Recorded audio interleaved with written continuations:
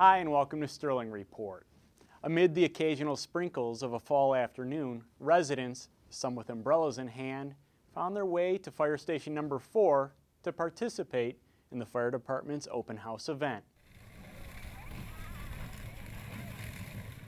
Happy to see residents brave the weather, Fire Chief Chris Martin talks about how his department found a way to bring this fun and educational event together. Well, this is our annual open house that we have been doing the last couple years. It took a 4-year hiatus due to budget constraints, but we've been able to bring it back at no cost to taxpayers through private donations and the firefighters volunteering their time. Coinciding with Fire Prevention Month, the open house is traditionally held on the first day of Fire Prevention Week. This is the time of year that we talk about fire safety in the home, like change your smoke detector batteries, have a plan on how to get out of your house, have 2 ways out of your house, have a meeting place outside so that when the fire department arrives, we can make sure that everybody is out of the house so we don't have to have that as a worry where we have to go look for you. So it's all about fire safety, but it's also about having fun. The intention of the fire department's open house was not solely to provide fire prevention tips. It was also meant as a way for residents to see how their tax dollars are put to good use. Residents were given the opportunity to take a close look at a ladder truck and other rescue vehicles, while the kids had a chance to put out a simulated house fire and tour the fire station. A part of the day's events were the fire department's annual recognition awards for civilians and sworn personnel. Well, the award ceremony today, we honor our firefighter of the year that we do every year.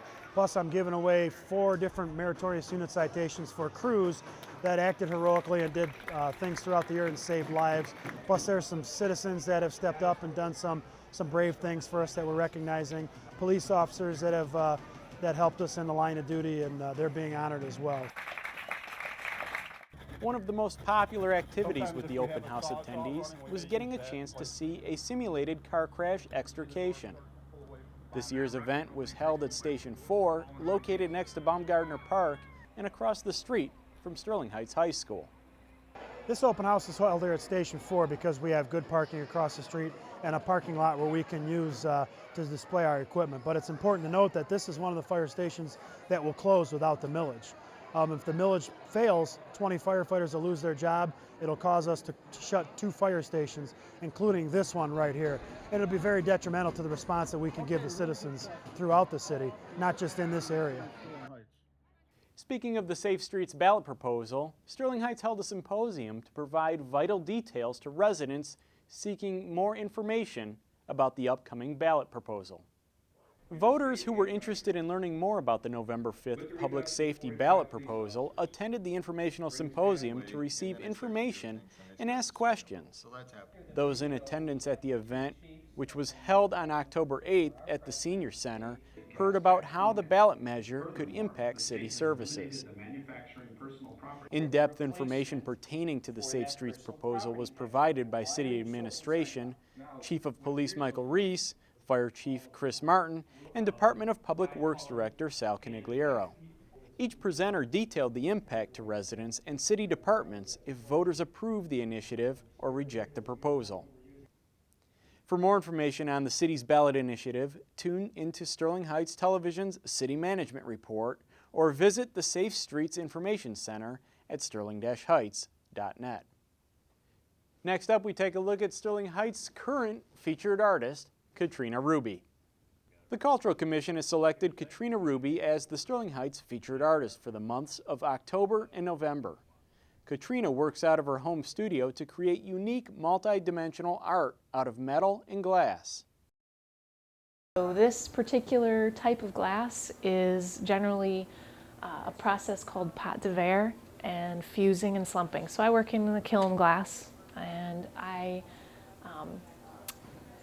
when I work with my glass, I crush it all down to a powder or a frit, which is like granular, and I put it together on a mold with a binder, like a glue, and I heat it up in the kiln until it fuses together and you get the glassy texture back again. And I know a lot of people have referenced snowflakes and things like that when they look at my work, and I can see that with nature being a very strong influence for me. I think a lot of my work shows that and has a very delicate feel to it. But I like the juxtaposition with the metal as well, very strong.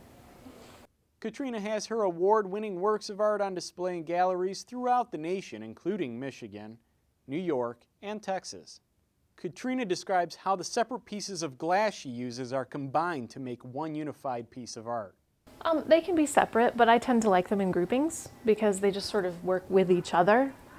And yeah, I use the different colors. I think those colors work together. They obviously work separately as well.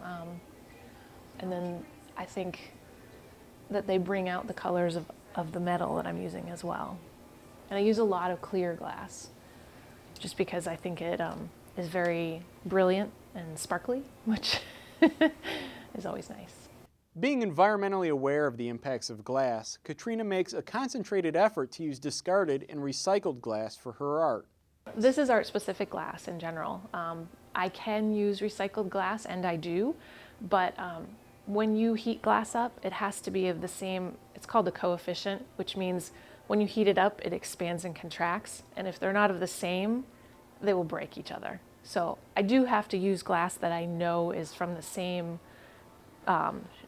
batch, essentially. So a lot of the glass I get from, I do recycle because I know that glass is very hard on the environment. So I recycle as much as I can, and I buy my glass, or I get it from other glass blowers who they basically throw away a certain amount of glass, and I take that glass and I process it, which means I crush it and sift it and then use it. So it's sort of involved, but. Katrina is a Sterling Heights resident and is quite pleased with being honored with the Featured Artist designation.